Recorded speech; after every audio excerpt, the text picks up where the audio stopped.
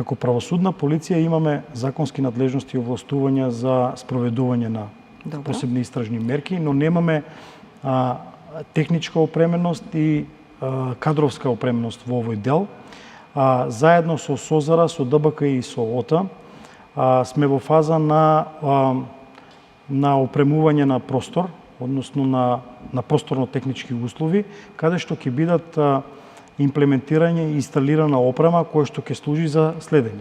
Од една страна, од друга страна, нашиве предмети најчесто се поврзани со документација и со анализа на документација.